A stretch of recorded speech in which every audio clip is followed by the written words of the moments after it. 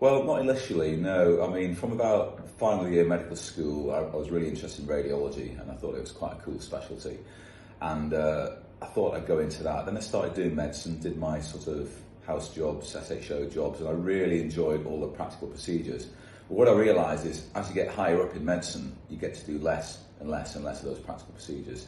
And I'd very much been put off surgery as a medical student by a team, actually at the hospital I work at the moment, although they've all retired now, who weren't really interested in medical students, and that just put me off, which was very short-sighted really, because I think surgical things really suited me. So then when I was doing medicine, I was doing renal medicine, and I vividly remember this moment because I had a patient who had renal artery stenosis and hypertension and renal failure, and I followed him down to interventional radiology where I'd never been before, and I watched Henry Luce, who was one of the founders of BSAR many years ago. I watched him do renal angioplasty and I thought, that is really cool. The patient's blood pressure dropped fairly precipitously actually straight away, and I thought, that's really good, really interesting. So that's pretty much what got me involved in it, and I decided from then on, I would do interventional radiology. And I started my radiology training and got my hands on as many practical procedures as I possibly could. In fact, I started doing the angiography in pretty much in my first week when I worked. So there you go. Well, where am I now? I'd say I'm well on in my career. Some people would say I'm past my sell-by date. I don't think I'm quite there yet.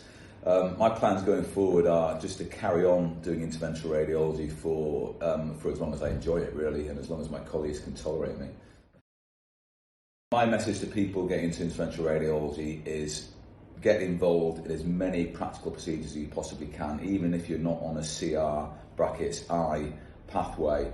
Right from the word go in radiology, there's so many practical procedures you can be doing, be it lupograms, nephrostograms, get involved in putting lines in, get involved in doing as many ultrasound guided procedures as you possibly can, because ultrasound guidance is absolutely key to a lot of things we do in interventional radiology. And I see trainees coming through these days don't have as much experience in that. The other thing I'd say is do a good fellowship. Go away, learn something new, don't stay in one centre all the time.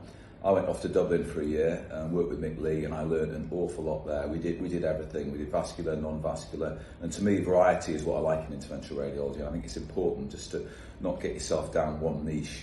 I'm not a believer in this vascular versus non-vascular. I think if you can put a needle into an artery, you can put a needle into a dilated kidney.